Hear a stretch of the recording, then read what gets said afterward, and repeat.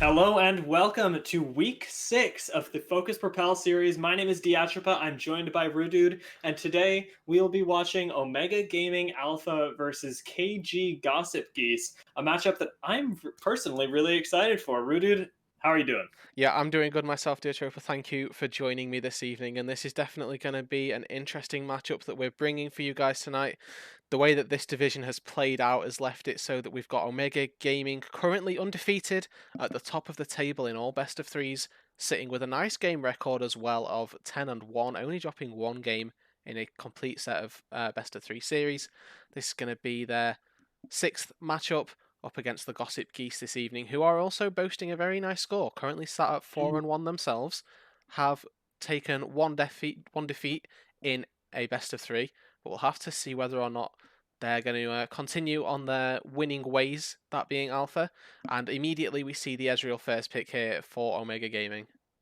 Yeah, Ezreal being kind of the last of the OP picks that come immediately to mind, especially with Aphelios and Ashe already gone. Kai'Sa's kind of the one left remaining, and I'm wondering if we might see a pickup there, just to kind of shore up the bot lane while they still can in these first three picks.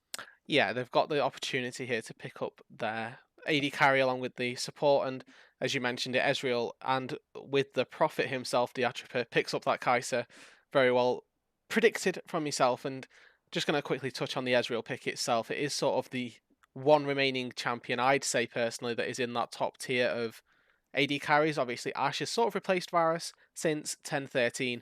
Aphelios didn't get touched in 10-14. And even with the slight nerfs to Ezreal's Arcane Shift, we still see him sitting right at the top of competitive play. Not getting banned out means Omega snap him up first of all, and now KG do pick up the Nautilus to pair it with that Kai'Sa. Yeah, and I think that locking in a strong bot lane here is going to be really important because we saw Rapid Fire last week at least be able to put out a really strong performance through the bot lane and his team being very willing to play through him. So certainly at least trying to neutralize that would be important, but that's a Yasuo pick that we see, and we talked about this a little bit before the game. What do you think about that? Yeah, so Omega Gaming are playing with a sub this time. They've got Princeton in the mid lane instead of Prides. And Princeton, if you will remember, in a proficient Omega Gaming esports viewer, you'll know that Princeton from Omega Gaming Unleashed is a big Yasuo player. So them locking in Yasuo is no surprise to me. He's happy to pick this into pretty much any matchup. And with the Ornn on top of that, it means that he's going to have a pretty decent and consistent knock-up potential coming through, even without his own setup. Yeah, Princeton and Oxy, both part of the kind of old guard of Omega Gaming. And I'm excited to see if their synergy sort of plays out, especially in this game, where I feel like I was just talking about Rapid Fire making the game about him, but it's so hard not to start to play towards Yasuo, especially when you have the kind of pop off potential the Ornn will enable him with. Yeah, exactly. And it's just a solo queue syndrome, really, isn't it? You see a Yasuo, you want to either kill the Yasuo or make it the strongest point on the team. And I feel like Ezreal is kind of enabling that pick. It's a bit of a diversification from Omega Gaming here. We heard from the coach last week that they love to play through Rapid Fire. They're more than happy to funnel all their resources into him. But with this Ezreal pick, it feels like he's going to be taking a little bit of a backseat, more of a secondary damage dealing role for himself, and they're really allowing Princeton to step up on this Yasuo and going to be the carrying force that they need him to be. Absolutely. On the other side, though, looking at Gossip Geese's draft, I don't feel like they're losing particularly either. They have a lot of strong picks: Azir, Kai'Sa, Nautilus, all things that have been meta for most of this season at least. They have left the Yumi up for Omega Gaming, so at least like they're not trying to infringe on Omega's draft plan, but it doesn't seem like they're actually falling that far behind. No, it really doesn't. Yeah, I like the point that you raised that all of the picks that KG have picked up are very strong, very stable picks themselves. Azir are going to scale really well into the late game. Kai'Sa does do wonders as well with all of the mobility that she does have in her kit. And I liked the bans from KG themselves, but I feel like if we don't see a Gragas from Omega Gaming, then I'll be quite surprised because we see that, KG, they've banned out Zac and Rakan, two champions that give Yasuo very easy knockups as well. So they're kind of targeting the potential team fights that they're going for. And the Lulu Hmm. pickup in the support role, not going to go for the Yumi, as you alluded to, but the Hmm. Lulu nonetheless. Also, not to mention, provides a knockup with the Wild Growth. Yeah, that's right. I think that might actually have been the deciding factor in the Lulu, because I do see Yumi as being very powerful and being able to give Yasuo the power of two people instead of one. I feel like would be really strong and even pairs really well with the Ezreal. But Lulu being able to provide that extra utility is also going to be really important. Yeah, it really is. Lulu does provide more attack speed, more shields, and more HP in burst instances than a Yumi does. And the Echo locked in for Omega Gaming Alpha here isn't what I was expecting to see, I will admit. As you probably know, I was expecting the Gragas because Gragas Yasuo is such a flawless combo in itself.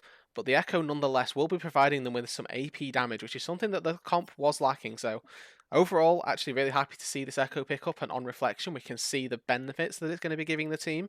And we see KG rounding out their comp with a Hecarim jungle here. Yeah, Hecarim a little bit of a surprising pick, and it was last picked, so picked fully with the knowledge that Ezreal, that Echo was going to be the jungler that they were running it into. So I wonder if this is a bit of a counter pick, or if this is more of a compositional thing with KG playing their own game. Yeah, and obviously we're probably going to be looking to see if KG are going for the comfort style over the compositional style, and we just don't know yet. We'll have to wait and see when we get in the game as to how these guys want to play it out. And overall, KG have really drafted themselves a really nice team fight style. I know Mega Gaming have the potential to do really well in a team fight, but they've also got, or they might have also have the potential to build into a nice late or into a nice split push in the late game with Yasuo in one side Yeah, lane, potentially Echo in another. yeah, that's right. It's a point I hadn't even thought of, that their side lane actually is very strong on the side of Omega, and KG do have engage tools to be able to potentially force against a siege. But honestly, with Ezreal Lulu and even the Yasuo Wind Wall to be able to block things like Nautilus Hook, getting him in range, I think it is going to be a little bit more of a skill matchup should they choose to 1-3-1, because there is so much denial on the side of Omega. Yep, you're absolutely right. We see if in the late game this 1-3-1 does come out, how the macro game is going to change from KG, how they're going to be able to adapt to this.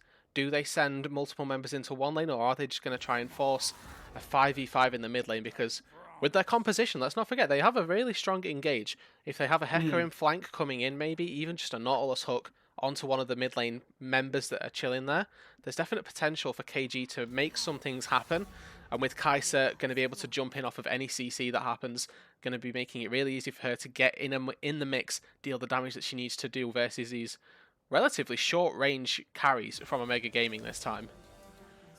Yeah, and just talking about kind of the way that the team fights play out, something we saw be so important for Omega specifically last week was their objective control and their ability to play and force fights around these dragons. Which of these teams do you think you favor in more of that kind of objective setup way? What are the win conditions for, say, Gossip Geese or Omega Gaming? So I'll do you one better, and I'll say that the win condition, or the way that the teams win around objectives typically isn't to do with the team comp themselves, because it's normally in competitive play, it's who's set up the vision earlier on and who's ready for the objective to spawn.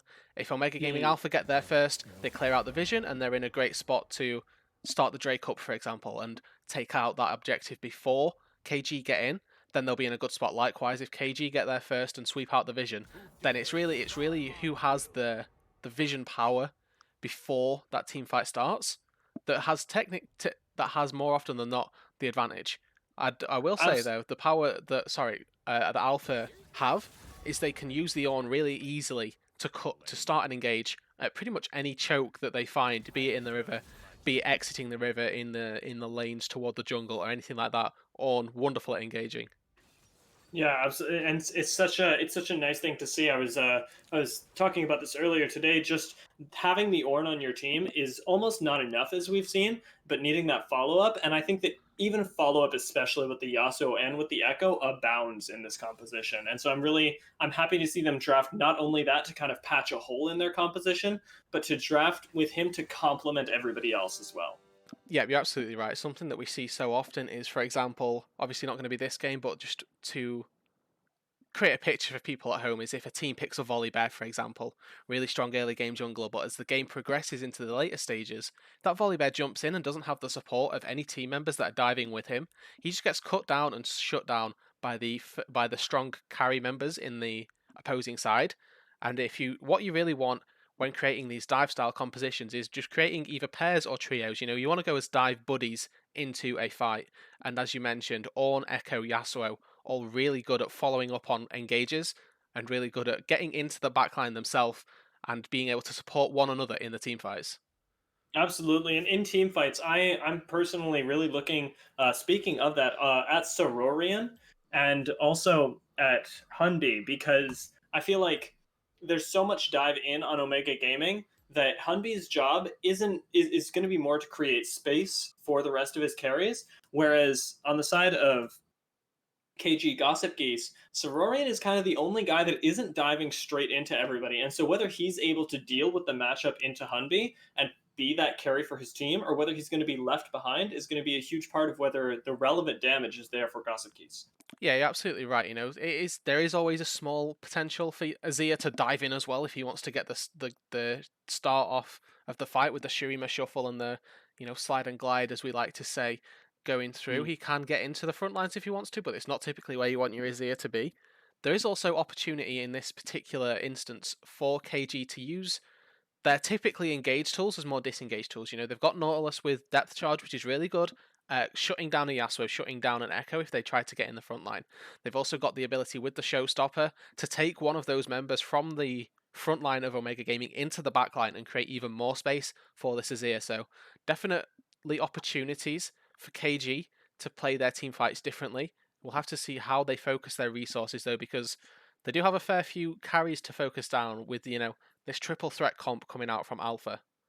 Yeah, set being able to potentially pick up an Ornn could be team fight deciding though, like you mentioned, especially with the Ornn being so tanky and set benefiting from that. That's another person that we'll definitely be looking at to find those angles into the backline and force the arcane shift out of say the Ezreal so that Kai'Sa can get onto him. Things like this are going to be super important, and I think there's a lot of execution on both sides, especially obviously when you talk about the Yasuo pick. It's something that you're going to be looking at, and like both these team comps seem so execution heavy in a way that I'm excited to see who it is that kind of gets to out execute, be it either on a macro or a micro sense. Yeah, you're exactly right. I'm right there with you that both of these comps don't have, or they both have an identity as to what they want to do, and it's really going to be which team can execute better, and it is going to be a case of which the better team in the game will win this one. Mm.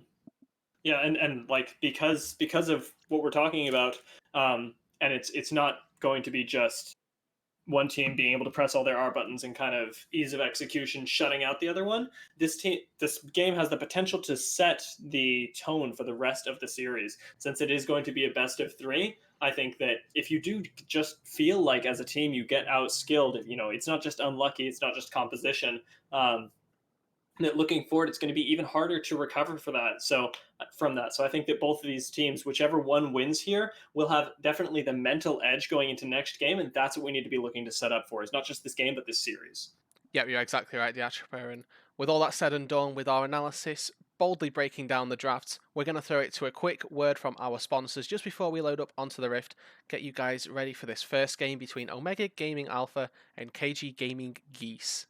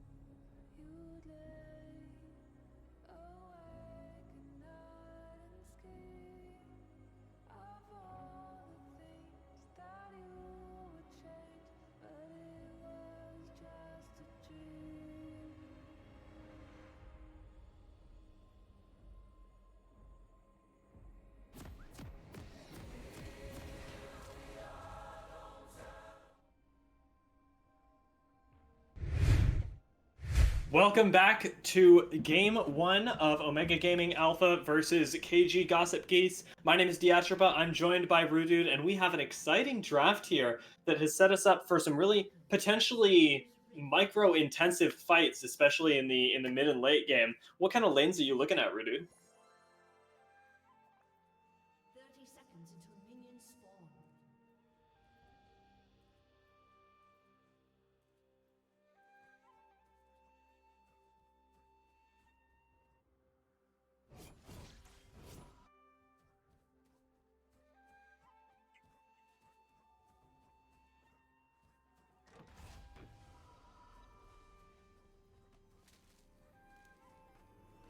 And welcome, sorry, my mic was muted. Name a more iconic duo, Rudude and unmuting, blah blah blah. We love it. We're in game number 1.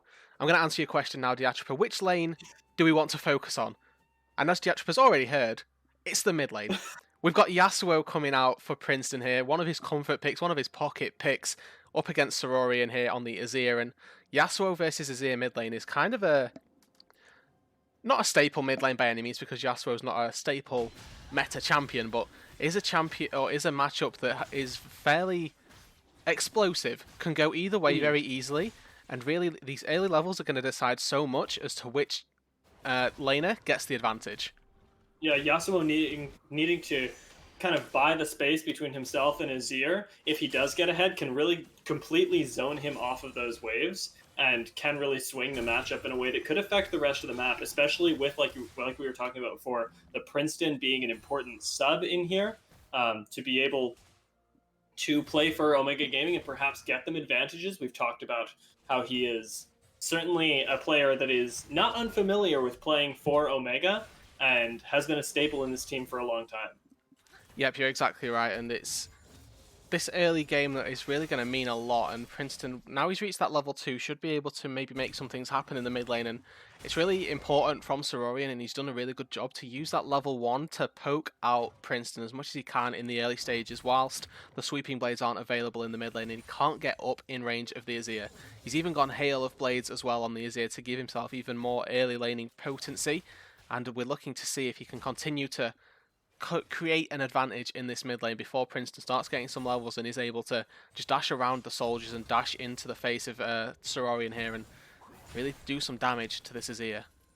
Absolutely. Looks like he's already backing away to try and do some invading with his jungler. Hecarim's found the Echo here, and he is pretty low. Will have to get away, but instead is choosing to take the fight. Has the flash, but isn't going to use it, and that's first blood going over to Hecarim.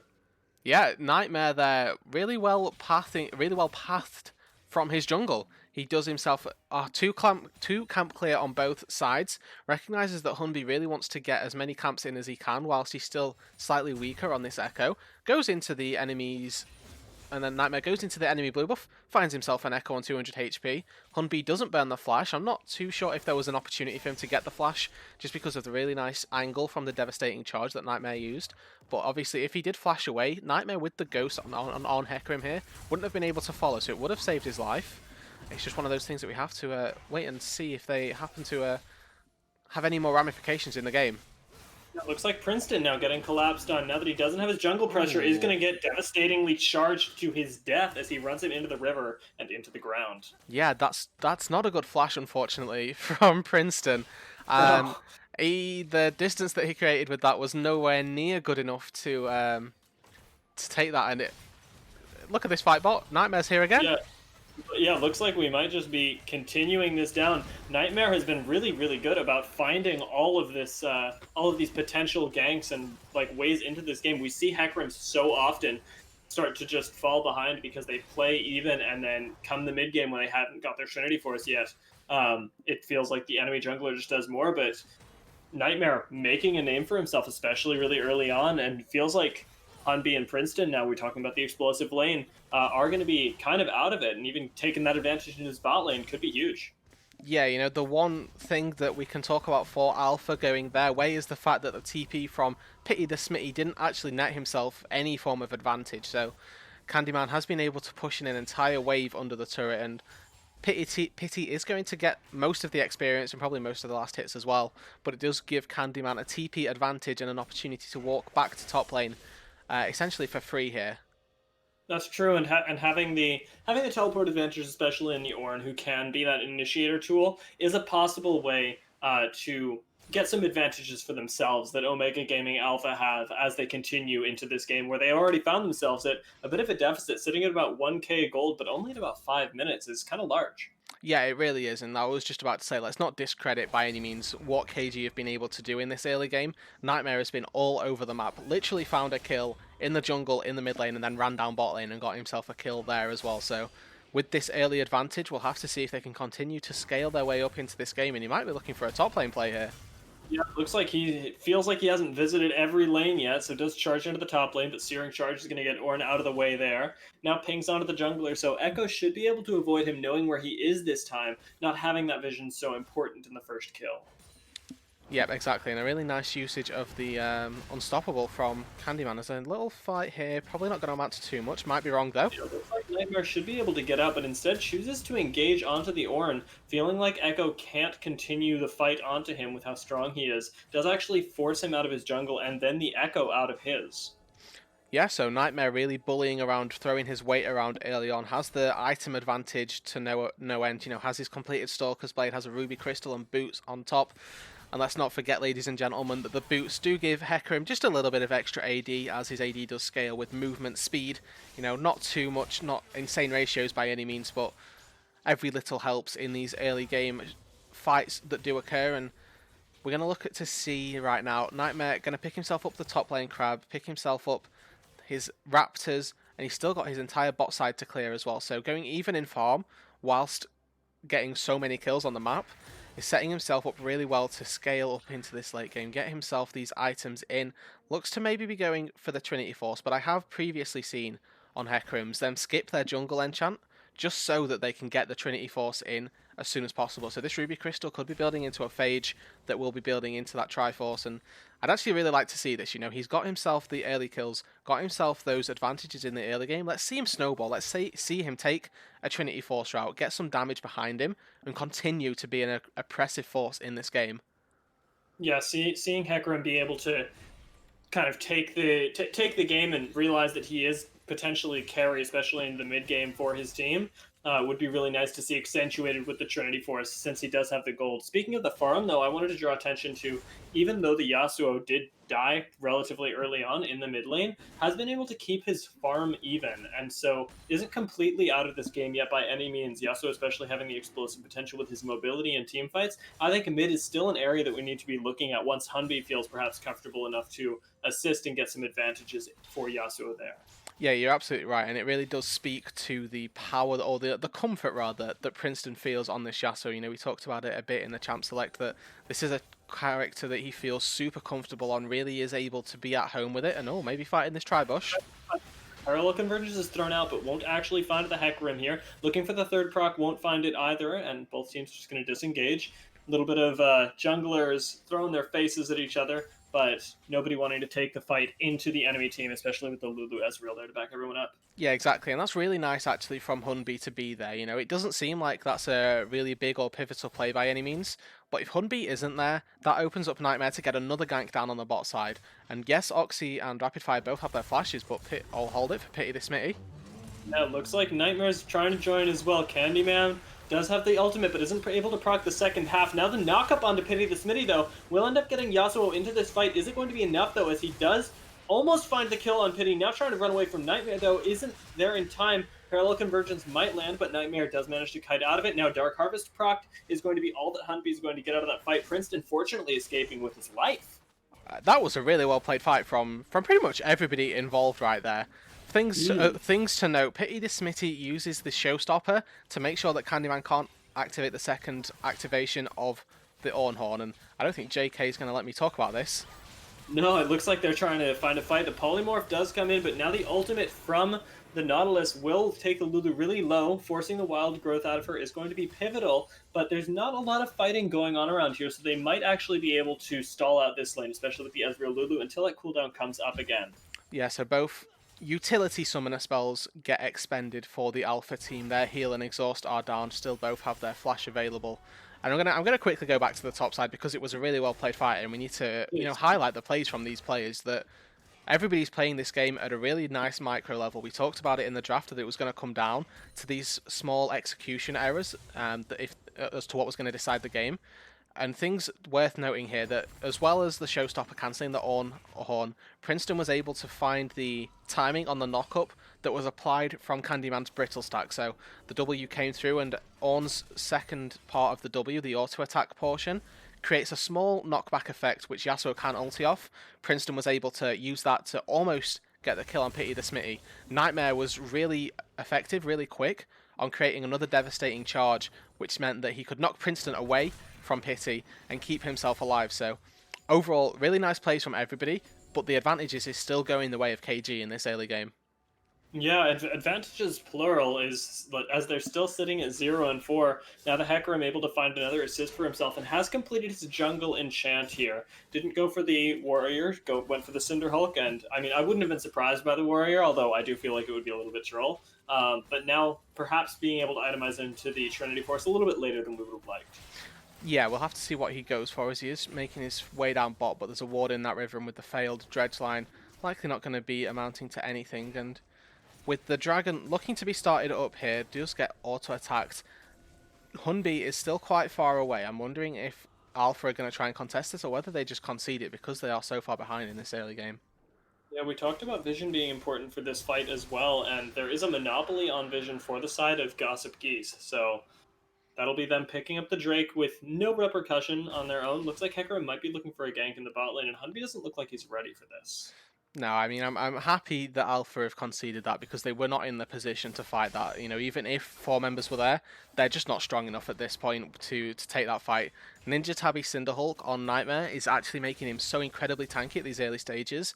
Let's look at the, if we look at the items from Princeton and Rapid Fire, we've got a Sheen for combat effectiveness and essentially just attack speed from Princeton at the minute.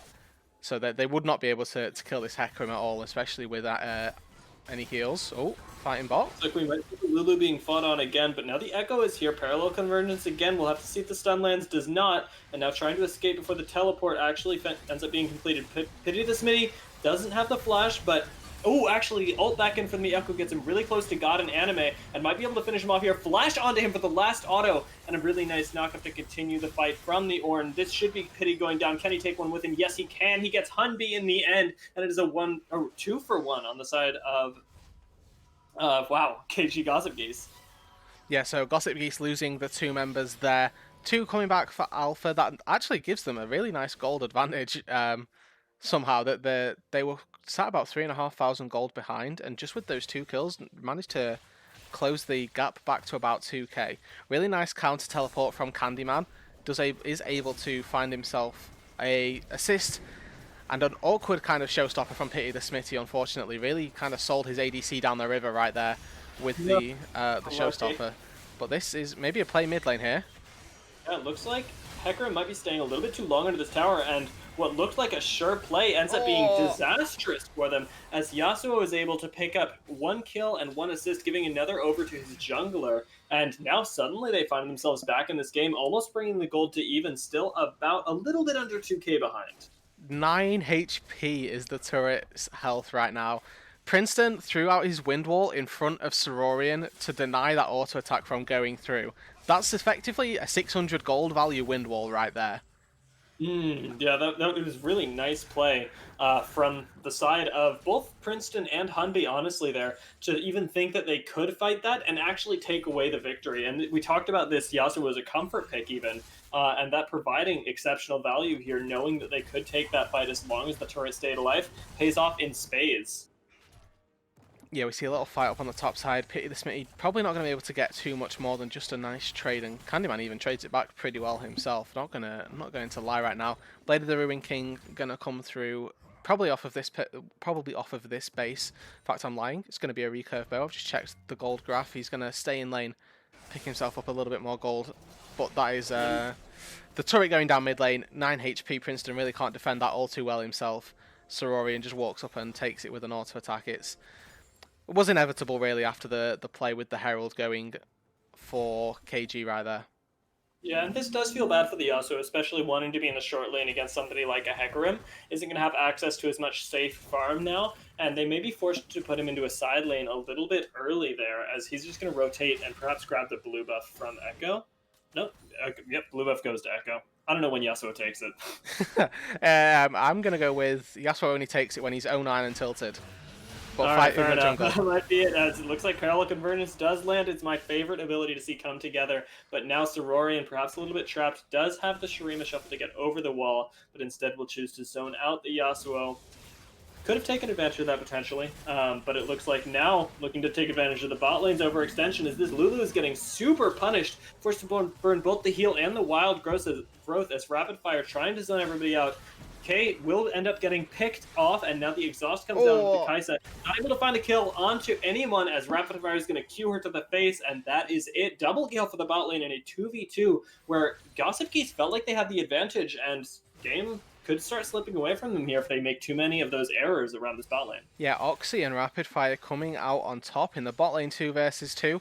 Just outplaying them, essentially. It was a straight up 2v2, and ultimately it goes the way of Alpha. Thing to note, though, that they were in possession of the exhaust and the heal for Alpha, whilst JK only had his Ignite. God and Anime didn't have the heal available, but that wouldn't have really been saved by a heal. Really nice polymorph from Oxy meant that they were able to ensure the double kill going the way of Rapid Fire. There were no trade kills coming out. It looked as though that fight was going the way of KG as well, but with a nice wild growth when he came out of the knock-up, managed to turn the tide of that fight. And now Ezreal has 2 completed items. Kaisa only has 1.5. This is an item discrepancy in the favour of Omega Gaming Alpha, something that we've not really seen at all during this game.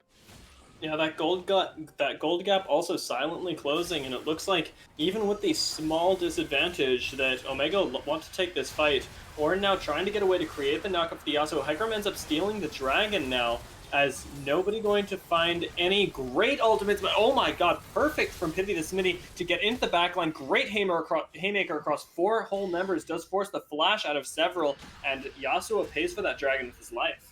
Yeah, unfortunately Alpha don't get the Drake or any of the kills. Princeton falls, did have flash available, but was really in no position to ever use it. He just got chain CC'd and ran down from the full might of KG Gaming Geese right there. Nice steal from Nightmare, and maybe Rapid Fire's caught. Oh, yeah, looks like they're trying to fight on the spot lane.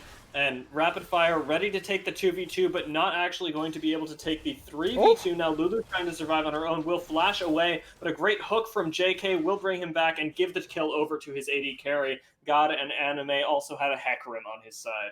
Wow, that was a really nice play on the bot side there. You know, Nightmare coming up huge once again in this later stages of the game. You know, mid-game portion now, we're seeing Nightmare still be relevant. Really nice flying over the wall here, but all fighting top with Pity. Yeah, looks like Pity now in a little bit of trouble. Doesn't have a lot of ability to lock him down, though, so he will end up being able to walk away from his turret. And a point that I wanted to bring up about the way that we've seen these fights go is that when operating on full information, I feel like Omega are able to make really good calls about what fights they can take and what they aren't. We've seen them kind of push their limits and be able to find the advantages from those. But I think it's when we talk about the vision that we brought up going into this game, when Vision is denying information for Omega, you know, when there is a surprise Hecarim there, when he's in your jungle at level 1, when he surprise shows up in the bot lane, that's where they're starting to lose these advantages, is around not actually being able to collect enough data. Yeah, you're exactly right. It is really nice play from Nightmare to find these openings, but also is, as you say, slightly lacking from Alpha, that they don't have the vision coverage to be able to track this Hecarim. Obviously, if they had been able to, most of these ganks would have been denied. Obviously, Hecarim in a rather unique position that once you see Hecarim sometimes in the wards, it's maybe a little bit too late just because of the amount of speed that he can generate. Kind of has that Rammus effect of, you really need to be warding a little bit deeper to preempt the ganks, but nevertheless, the vision hasn't been there particularly for Alpha at all during this game, and that Drake right there was I'd say for Alpha, the perfect window for them to start fighting. They just got themselves a 2 versus 2 kill on the bot side, and the items had come through for them. They had completed Sunfire Cape on Candyman, Blade of the Ruin King for Princeton, and the 2-item Spike for Rapid Fire. If they were ever going to take a fight in this early game that they were trying to that they were going to win and take an advantage from, it would have been that one, and unfortunately they just weren't quite able to. Yeah, and now seeing the Hecarim starting to build towards the Trinity Force as we reach this mid game is going to be even stronger. And the name of the game, I feel here, is going to be survival for Omega to get to the item points where they can fight back again, because the mid laner and the jungler are going to be so strong going into the mid game. Yeah, you're exactly right. We need to see Princeton pick up these critical strike items, and whilst Blade of the Ruin King is definitely the right purchase here, just look at the tankiness on the side of KG, Set, Hecarim and Nautilus. The Blade of the Ruin King was obviously the right buy, but he's still got to get himself those crit items. The Yasuo passive doubling any critical strike that he gets. We're waiting for those items to come through, and we're still waiting for the majority of that damage to come through. Yasuo really only feels like he's online once he's got the Phantom Dancer and the Infinity Edge, and not that by any means he's been delayed by the Blade of the Ruin King, but the fact that he's had to go for it first, it sort of slows down the potential of him dealing all of the damage to these backline targets, because the Blade of the Ruin King versus the Kai'Sa is going to have much less effect than it would do versus the Set, for example. Yeah, and now I think, with the Baron being up, they do have at least the possibility of being able to force the issue around Baron vision, even if Omega can't just start the Baron at any point. Being able to put their team there and maybe leave Yasuo on the side lane to get that gold is going to be important, and we'll see if they're able to drag Gossip Geese around the map in order to give him that space, because without it, I think that they're going to have a hard time getting their way back into the game. Yeah, they really are, and it is sort of the Tryndamere style of gameplay, really, that comes to mind. But Pity is going for a fight. To fight Candyman Prim, does do a lot of damage, down to about half health here. Is going to save his ult to interrupt the call of the Forge God. Now a fight for his life as he's running away, but a beautiful haymaker locks him down right on the line there. Yeah, Candyman just steps up too far, and there is no counterplay to that, unless he uses Flash Searing, charge out of vision. But fight in the jungle. Now it looks like JK is going to be caught out, and even though Pity the Smitty is here with the beautiful teleport, it's not going to be enough. He's into 4 members, and Hunby chasing down God and Anime does not have the ult available right now, and so trying to deny the Hecarim, who's now followed up, does have the ability to run so fast into everybody. Oxy polymorphing to try and buy some time, but Hunby is left on his own against the Hecarim, and the Azir takes down 2. Sororian and Nightmare come up huge. They fight their way through the forces of Alpha, taking down the Drake as well. And this TP from Candyman might be a little bit ambitious. Teleport, as Candyman does not have anything to take down these two, and can't even close the gap between himself and Sororian. Sororian choosing to close it for him as he runs straight into him with the Shurima Shuffle. Shifting Sands is going to let Candyman get away under his turret, but that was unnecessary teleport used by him after his team had already decidedly lost the fight. Yeah, that was unfortunately not the TP, and that's just the power of this Hecarim. We've yet to see it particularly in the game, and I'm happy that it's finally come through. He'd finished his Trinity Force and just ran from base. He went back, said to his team, no, I don't want to fight until I've completed my Trinity Force. Let me get back into the fight. And as soon as he makes it there, recklessly, well, not recklessly, rather, that's the wrong term, because it was calculated, but dives on into 4 members with all but no backup. And if Alpha were just unable to focus him down, because they all had blinking health bars from the pre-fight that had occurred, he was able to take down Princeton, take down Rapid Fire as well, and Oxy was unfortunately, with the exhaust ready, still unable to really mitigate all of the damage that was coming through from this Trinity Force Hecarim. Yeah, Oxy having to focus on Sororian as well, as he was a huge problem that like we were talking about kind of before the game, was able to buy space for himself, even though his team was running face first into the enemy team, able to keep himself safe so that he could be able to deal the damage while his team was straight on the enemy's face. Yeah, and this is sort of the style that we want from KG here. You know, creating the team fights in multiple layers. They want the Hecarim and the Set in the front line, with the Nautilus following them up, and then Azir sat back, safe in the back line, just pumping out the damage as best that he can. And that was really a class example of what it's going to look like in the later stages as well. Hopefully, without Pity the Smithy falling early in a team fight, without casting Haymaker, but you know the potential either way. Sororian may be in trouble. It looks like Sororian would have been in trouble on his own, but now double knockup is going to keep Princeton safe for now. Really nice knockup from him, but just what's it? Gossip Geese have the ability to put two people in a side lane and not be punished for it. So Sororian is going to be able to benefit from that just by having a health bar available to him when Hecarim can peel and not fearing Princeton in the side lane, even with all of his mobility. Yeah, he doesn't need to fear him when he's got the Hecarim backing him up, and this is a really ambitious Baron here. No vision. Like wanting to just tank up the Baron here. It is going to be called, though, by Omega Gaming, and we see them collapsing. Hecarim is here for the backup, and they're going to back off after the Oracle spots them. But this is, I think, a call from them just to, like we were talking about earlier, that Omega Gaming needed to do. Now they feel like they can force the issue around Baron. Say, you know what? If we're not here, we'll start it with 3 members. Our jungler doesn't even need to be there, and they're going to force so much attention from Omega there that they can run the rest of the map almost for free. Yeah, they get control over the majority of the map right there, as you mentioned. And Hunby with the rest of Alpha just going to secure this mid lane turret. Had been poked away at previously by just the minions as well. So a little bit of gold back in the pocket of Alpha. They are able to secure themselves the mid tier 1, and that is their first turret of the game. Opens up a large portion of the map for them. I'm not sure that they'll be able to gain access to it just yet because they are still a little bit far behind for the stage of the game. You know, 4,000 gold at this point is still quite a substantial amount. Typically going to be looking about it's probably the difference between completed items and components.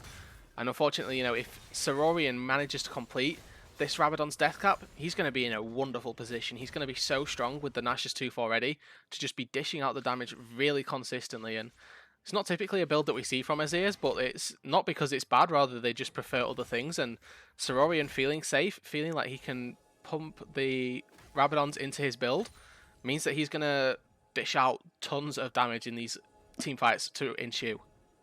Also, yeah, really nice awareness from him, seeing that the Ornn is really the only one with magic resist, is just going to sit on that Oblivion Orb that I know that we've talked about in previous games as to whether, you know, you build into Morello or not, but just sitting on the magic penetration for now, since healing really hasn't been a problem.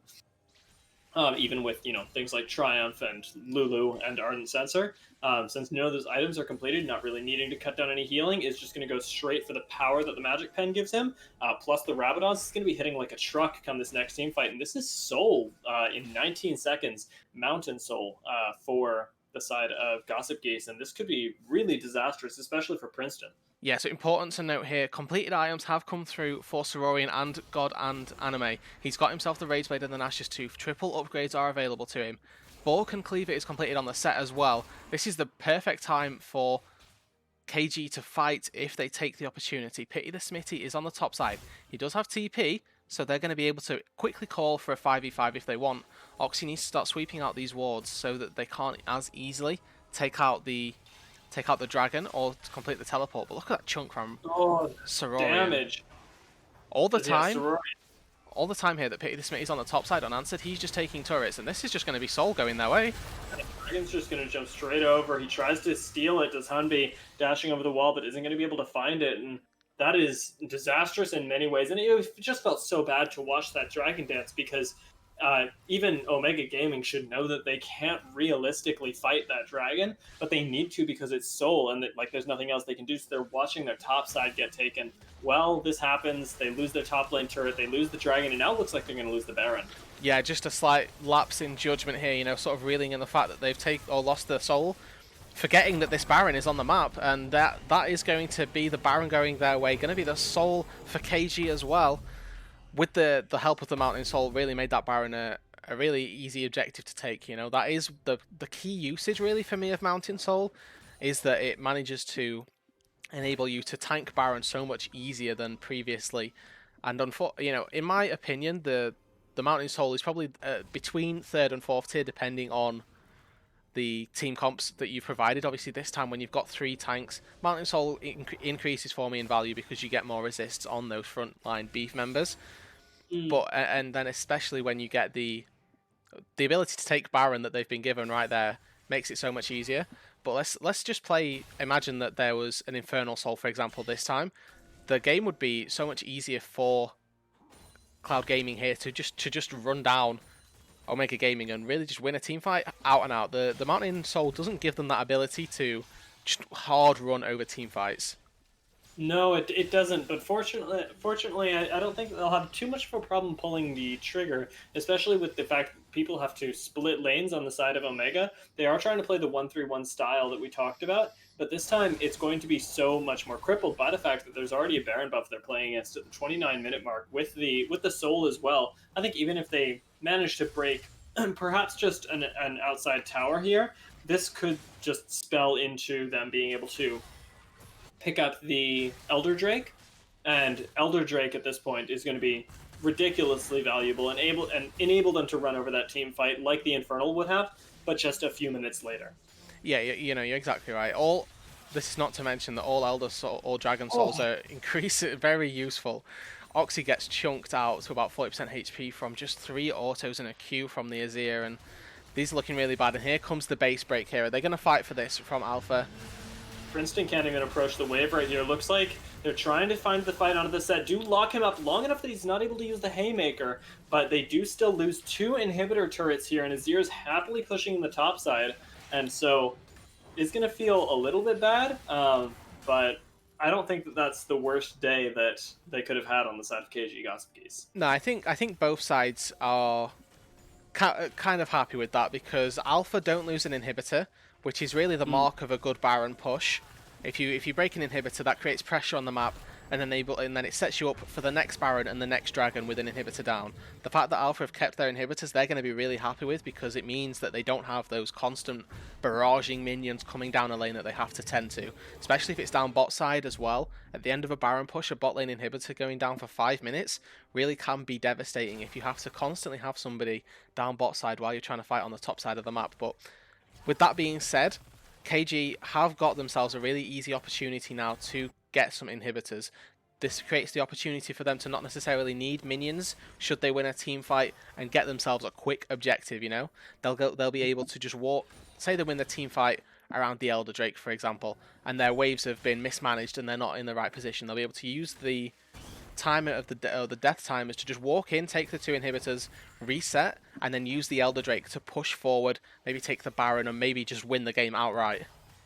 Absolutely, and speaking of around this Elder Drake that will be coming up in just 2 minutes now, Pity the Smitty currently has a teleport advantage. Won't have it by the time that Drake spawns, but they could use that to sort of press the issue and to try and get him to take one of these inhibitors, because I don't think that there are a lot of people who can side lane against him right now. No, there really aren't, you know. Pity has got himself 3 completed items here. He's looking really strong, got himself the Sterex gauge as well. Not built himself the Death Stance, which is the kind of broken item that we see on most melee bruisers here. Gone for Sterex instead, which is something that he's just going to be more preferential to, preferring that more himself. So we're in no position to tell him what to build and what not to build when he's 4-3-1 and out-CSing his laner here. And I want to point out really quickly that I just saw the Molten Edge picked up from the Yasuo, and it is their opportunity to win the game if they're going to have one, is having this Yasuo just be able to pop off in a team fight, and that Molten Edge really being able to amplify that for him. Looks like we're just going to have people skirmishing in side lanes here, but Nightmare looking to take this, does dodge the Steel Tempest and will be able to get out, but the constant pressure on these inhibitors is going to be pulling Omega back and forth while their tank and engage is stuck top lane against Pity the Smitty. Looking for a fight himself, might go under the tower here, and no parallel conversions thrown out, and the inhibitor's just going to fall here as they're slowly hemorrhaging objectives, and this is before the Drake is up, now having 2 inhibitors down. will be a lot of pressure for the side of Gossip Geese as God and Anime just walks in and autos that one to death. And now we see them pinging out the dragon. They're just backing off, and we'll see if Omega choose to follow them here, or if they wait for the fight to continue to walk into them. Yeah, they're going to have to do something. They can't concede the Elder Drake. It's not an objective that you can give up for free.